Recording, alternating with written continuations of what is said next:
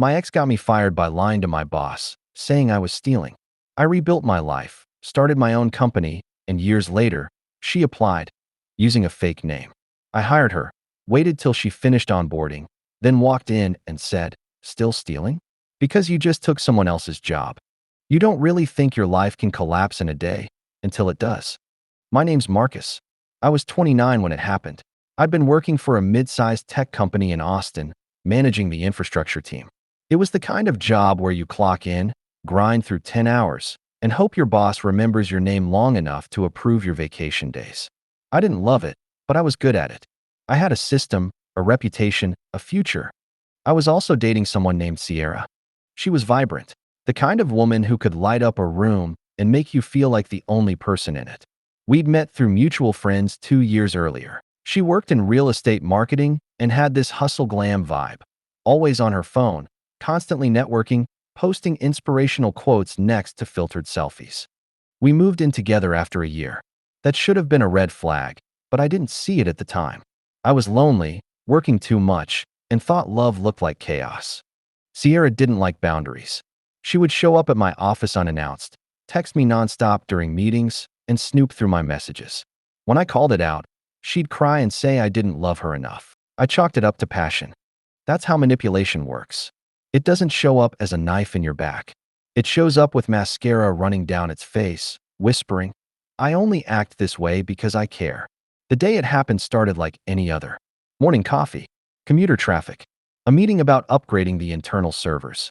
Then, just before lunch, my manager called me into his office. He didn't make eye contact. "Marcus," he said, "we've received some troubling reports." I blinked. "About what?" "There's been an anonymous tip," he said. "Someone said you've been rerouting company hardware, servers, equipment, allegedly selling it on the side." My heart dropped into my stomach. "That's insane," I said. Who said that?" He wouldn't answer. I sat there for an hour while HR came in. They showed me fabricated emails, purchase orders I'd never seen, and shipping data I didn't recognize. It felt like I'd stepped into someone else's life. I didn't do any of this. I kept saying, "This isn't me." But they had evidence. Enough to suspend me. Within 3 days, I was officially terminated for breach of ethics. My name was blacklisted across most of the local tech companies. No one wanted to touch a guy who'd supposedly sold internal equipment for cash. Sierra didn't even pretend to be surprised. She acted like she was shocked, but told me, "You've been so distant lately. Maybe this is karma." 2 weeks later, she moved out. 3 weeks after that, I learned the truth from a former coworker who used to be tight with Sierra's sister. It was Sierra. She'd faked the tip, posed as a whistleblower, submitted forged documents she knew how to create, because her real estate job involved editing property contracts and digital forms all day. Why? Because she thought I was cheating. I wasn't, but she'd convinced herself I was. She once found a coworker's name in my call history, someone I'd called for tech support, and that was enough for her. Instead of confronting me or walking away, she decided to ruin me. By the time I found out, it was too late. I tried to lawyer up, but I had no proof. The company had moved on. The damage was done. I spent the next few months spiraling. Lost my apartment. Moved into a buddy's guest room. Couldn't land a job with my name tarnished. I was angry at Sierra. Angry at myself. Angry at the system that let someone sabotage me with nothing but a grudge and a printer. But the worst part? I started believing maybe I deserved it. That's what trauma does. It rewrites your sense of self. I was down, but not done. One night, I was walking past this gutted old building downtown. It had a for lease sign and a cracked window. Most people saw trash. I saw a blueprint. I took out a notepad and started sketching. That's when the idea came. What if I built something? Not for anyone else. Not under someone else's name. Mine. It would take time. It would take blood, sweat, ramen noodles, and a faith I barely had left. But I wasn't going to let Sierra write my ending. Not then. Not ever. It's funny how hitting rock bottom forces you to look inward. After Sierra destroyed my life, I couldn't even bring myself to log on to LinkedIn without feeling sick. My profile read like a gravestone. Accomplishments, endorsements, and a long list of connections that now ghosted me. The silence was worse than any insult. That's how you know you've been buried. When people are too scared to even ask what happened. I stayed in my friend Gabe's guest room for nearly 6 months. Rent-free, thankfully. Gabe was one of the few who actually believed me when I told him Sierra set me up. He'd seen the cracks forming in our relationship. He was the first person to say out loud, "She's toxic, man." Always was. But belief only went so far. I still had to live with the wreckage. I spent days sleeping until noon, playing video games, avoiding emails, and nursing a quiet, burning humiliation. Every so often, I get a glimpse of Sierra on Instagram. She blocked me, but mutual friends shared pictures. There she was, at brunch, in Cabo, popping champagne, laughing like nothing had happened. No remorse, no accountability, just curated happiness. Meanwhile, I was in sweatpants, eating canned soup, and wondering if I'd ever be employable again. It took time. But one night, after Gabe passed out on the couch, I pulled out the sketch I'd made outside that old building. It was crude, just an outline, really, but it stirred something. A flicker, a pulse. I opened my laptop and started researching. Small business loans, startup incubators, freelance tech work. There was a sliver of light, tiny, but enough to navigate by. I knew the infrastructure game inside out. I couldn't get hired, but maybe, just maybe, I could hire myself. That thought became an obsession. I started doing odd gigs, helping startups optimize their backend systems, fixing broken AWS deployments, even setting up secure networks for a buddy's uncle who ran a warehouse. It was low pay, under-the-table stuff. But I was building something. One client led to another, then 5, then 10. I registered an LLC under the name Redline Systems. The name was symbolic. Redlining used to mean exclusion, denial. Now it was mine. I flipped the meaning. I was done being shut out. The first year was brutal. I lived frugally, barely made enough to keep up with bills. But the freedom? It was intoxicating. No manager breathing down my neck. No office politics. Just me, a beat-up laptop, and a mission. By year 2, I had my first full-time hire. Then a second. We worked out of co-working spaces and cafes until I could afford a small office. We focused on clean infrastructure setups, automation pipelines, cloud security. We didn't offer flash. We offered reliability. Clients like that. Word spread. By year 3, Redline was pulling in steady contracts from healthcare startups and e-commerce companies.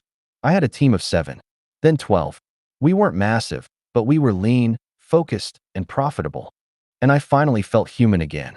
Not just surviving human, but purpose-driven. Healing. Sierra? I didn't think about her for a long time. Not actively. She became a shadow in my rearview mirror. I even convinced myself I'd moved on.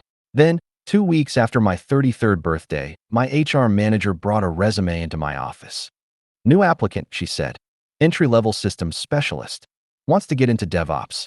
Claims marketing experience, but she's pivoting. I glanced down. The name read, Rachel Thomas.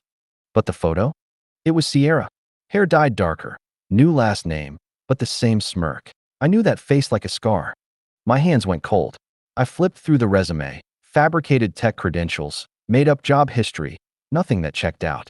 She must have assumed a small company wouldn't do heavy background checks. She was applying to me. To my company. I couldn't breathe. My chest thudded with adrenaline and disbelief. Should I schedule the interview? My HR manager asked. I took a moment, smiled, and said, yes. Let's give her a shot. I wasn't sure what my plan was yet, but I knew one thing for certain. She wasn't getting away this time. The interview was scheduled for the following Monday. I spent that entire weekend pacing, turning over 1,000 possibilities in my head. I could confront her in the interview room. I could tell her to leave. I could expose her in front of HR. But none of those felt right. I didn't want a confrontation. I wanted a lesson. Not shouted, shown. I wanted her to think she'd won, to believe she was starting over, safe and unnoticed. I wanted her to let her guard down, to settle in, to enjoy it. And then I'd take it all away. On Monday morning, I wore my nicest button down and watched through the tinted office window as she walked into the lobby. Sierra, or rather, Rachel, looked different, but not really. Her makeup was more subdued, her clothes more tech bro casual. She was playing the part of someone reinventing themselves. Rebranding, like a fallen influencer trying to pivot after a scandal. She didn't recognize the receptionist. She didn't recognize the building. But most of all, she didn't recognize the name behind Redline. I stayed in my office while my HR manager, Lisa, ran the interview. I told her to take notes, but not make any decisions. She's interesting, Lisa said after. Kind of vague. But she's persistent. Asked a lot of questions about career growth. Of course she did.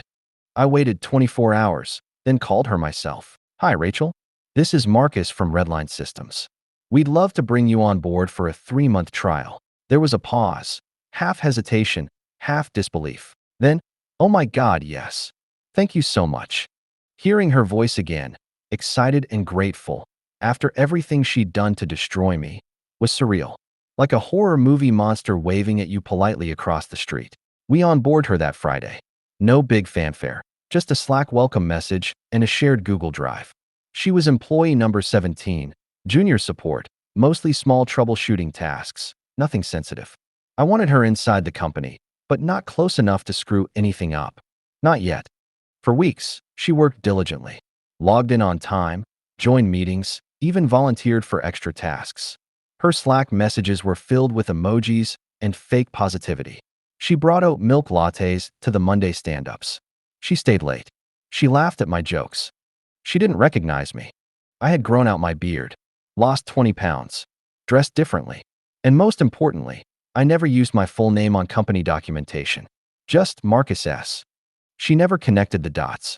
I watched her carefully, not because I was afraid of her, but because I wanted to know if she actually felt bad. If she ever flinched when someone brought up getting fired. If she'd grown. She didn't flinch. She thrived. She told another coworker she was starting over after toxic relationships and bad luck. She cried during a team lunch about having her trust broken. She played the victim like a damn violin. I recorded everything. HR documents, Slack logs, her resume lies, and the old evidence. Copies of the emails she forged, the tip line she abused, her IP addresses, all preserved like digital fossils. One day during week 5, I invited her to a one-on-one meeting. She showed up with her usual fake confidence. Hey Marcus, loving it here so far. I really appreciate you taking a chance on me. I smiled. No problem, Rachel. Just wanted to check in. You're settling in okay? Totally. The team's great. It feels like a second chance, honestly. I let that hang in the air for a beat too long. Then I said, I believe in second chances. I just don't believe in forgetting the past. She blinked. What do you mean? I leaned forward, resting my elbows on the desk. I mean still stealing? Because you just took someone else's job. Her face drained of color. Slowly, beautifully, like a sunrise in reverse. What? She whispered. I pulled a folder out of my drawer. Inside were printouts, emails, screenshots, side-by-sides of her LinkedIn and resume under 2 names. I opened it. You lied to get this job. Again. Same as before. I don't know what you're talking about. You framed me, Sierra. Her real name cracked the illusion completely. She stared at me like she'd seen a ghost. I didn't, Marcus. Now you get it. She stood up. This is illegal. You can't do this. I'll sue. I laughed once, just one, sharp sound. I have documentation of everything. I didn't falsify anything. You did. Again. And now I have it on record. Do you want to talk lawsuits? She sat back down, hard. I let the silence grow.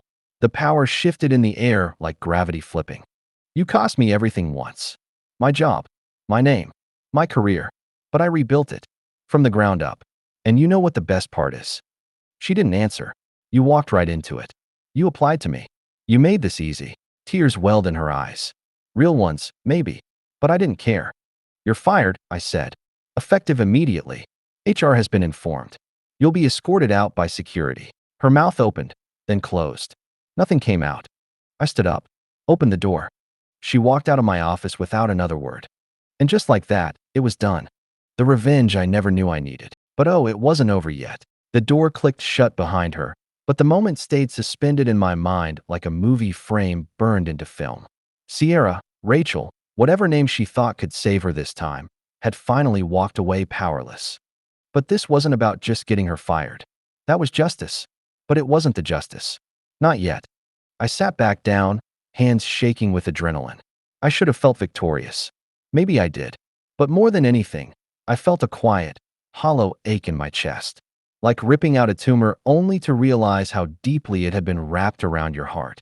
She'd left claw marks on my life. That's the thing people don't talk about. Revenge feels good in the moment.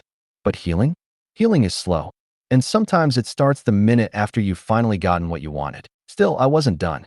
About an hour after she left the building, I got the expected email from HR.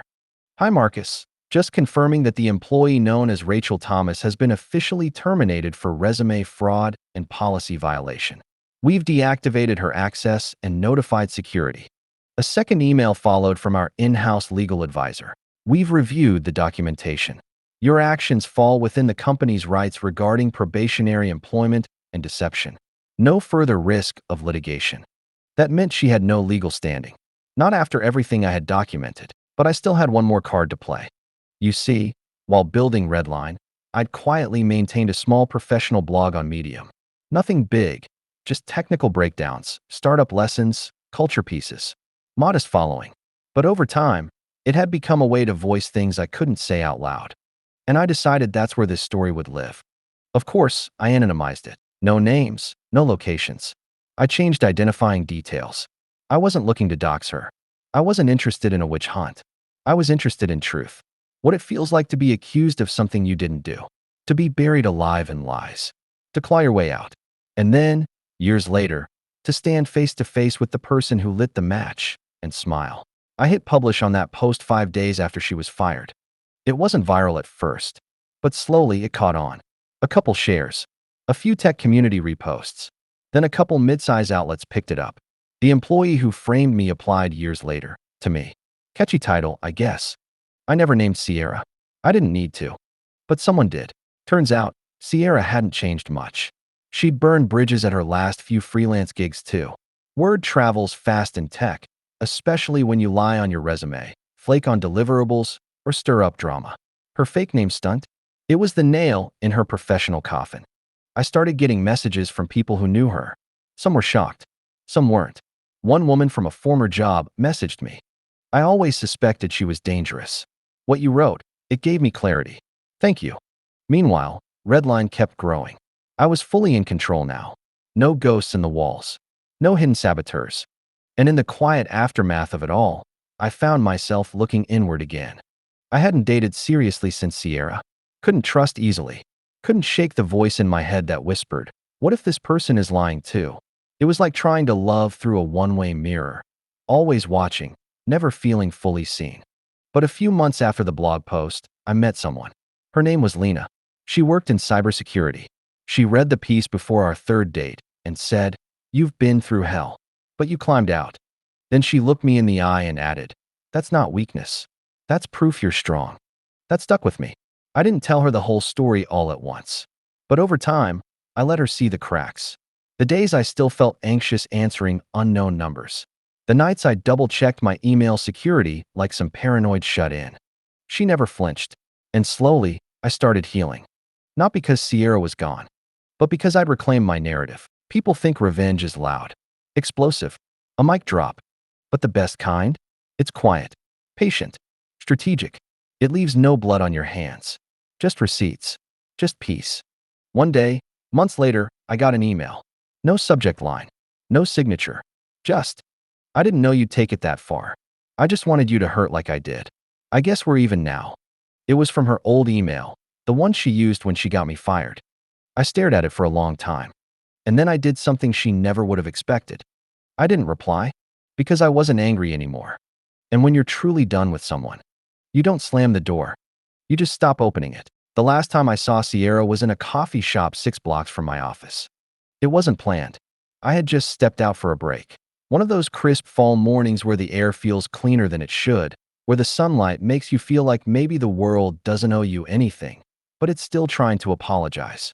She was standing in line, clutching a phone and a reusable mug, scrolling like she didn't have a single care in the world. For half a second, I wondered if she'd see me. She didn't. And for the first time since this whole thing began, I realized I didn't care if she did. I wasn't afraid of her anymore.